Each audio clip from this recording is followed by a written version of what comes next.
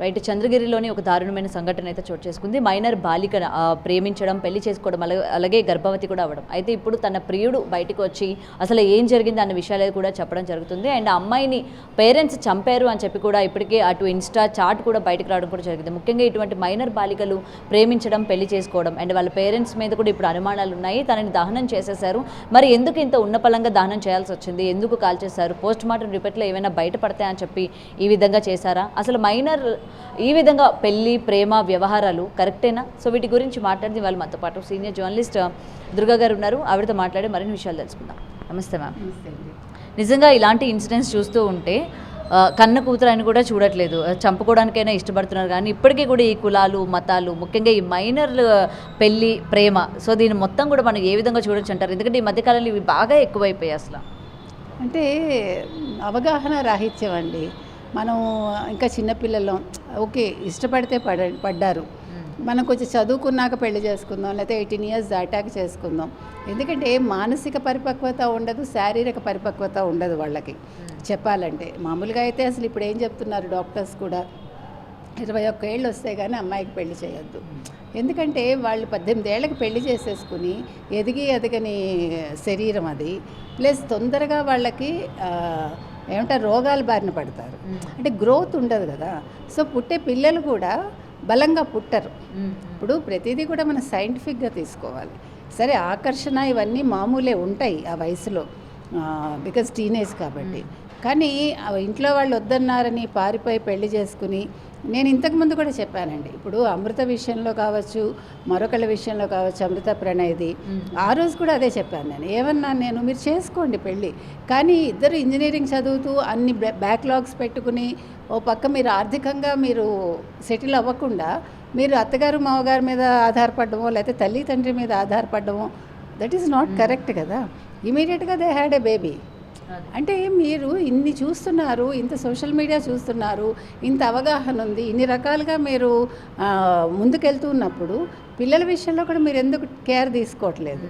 అంటే ఇప్పుడే పిల్లలు మనకు వద్దు, మీరు తొందరపడితే పడండి, దానికి నేనేం చేయలేను. ఎందుకంటే తల్లి తండ్రి చెప్పినా వాళ్ళు వినరు కదా, వద్దన్నా చేస్తారు, కావాలన్నా చేస్తారు. సో అదేదో వాళ్ళు ఆలోచించుకుని ఒక స్టెప్ వేస్తే బాగుంటుంది. నెంబర్ 1. నెంబర్ 2 ఏంటంటే, ఇప్పుడు ఈ అమ్మాయి విషయంలో కూడా 9th క్లాస్ అంటున్నారు, హార్డ్లీ 13 ఏళ్ళు ఉంటాయి, 14 ఏళ్ళు పోనీ అనుకోండి, పోనీ ఇంకా పోతే 15 ఏళ్ళు వేసుకోండి. ఆ పిల్ల పెళ్లి చేసుకోవటం ఇది పరువు హత్య కిందకు వస్తుందా?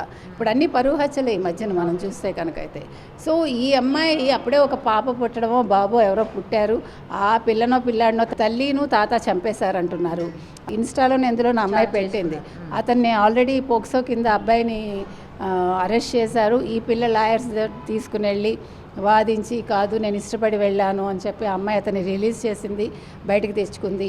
ఇవన్నీ జరిగాక నన్ను విషం పెట్టి చంపేద్దాం మా వాళ్ళు అనుకుంటున్నారు అంది. అంటే మరి అంటే వాళ్ళ దగ్గరే నివసిస్తున్నారా, అంటే వాళ్ళ తాత అమ్మకి దగ్గరగా లేదు, వాళ్ళ ఇంటికి ఈ అమ్మాయి వెళ్ళిందా, మనకు అది క్లారిటీ రాలేదు. ఏదైనా ఇంకొకటండి, ఇప్పుడు వీళ్ళు పెళ్లి చేసుకుంటున్నారు, వాళ్ళ కళ్ళ ముందే ఉండి వాళ్ళని రెచ్చగొడుతున్నారు ఎందుకు? కొంతకాలం వాళ్ళు దూరంగా వెళ్ళిపోయారు అనుకుందాం, కొంచెం వాళ్ళు సైకలాజికల్గా వాళ్ళకు కూడా ఒక ఒత్తిడి ఉండదేమో సమాజంలో. అంటే సమాజాన్ని పట్టించుకోవాలంటే కొన్ని సందర్భాల్లో పట్టించుకోవాల్సి వస్తుంది. మనమైనా అంతే, మనం బతుకుతున్నాం, మన కోసమే బతుకుతున్నప్పటికీ కొన్ని సొసైటీ కోసం బతుకుతాం.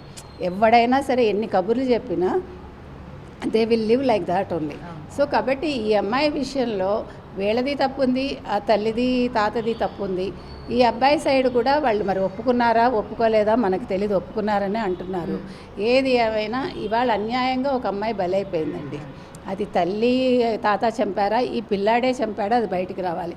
ఇంకోటి దహనం చేశారు అంటున్నారు. ఖననం చేస్తే కనుకైతే మనకి పోస్ట్ మార్టం చేయడానికి కుదురుతుంది.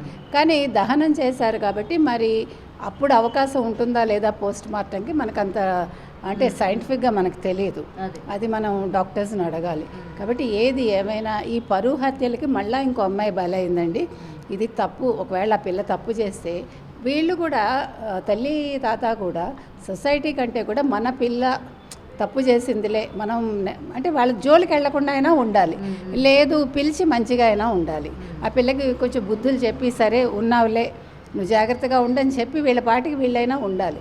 ఈ కోపాలు పెట్టుకుని అది ఒక హత్య చేసేంత స్థాయికి వెళ్తోందంటే వీళ్ళలో మానసిక పరిపక్వత లేదు సొసైటీనే ముఖ్యమా పరువే ముఖ్యమా అనేది మనకు అర్థం కావట్లేదు.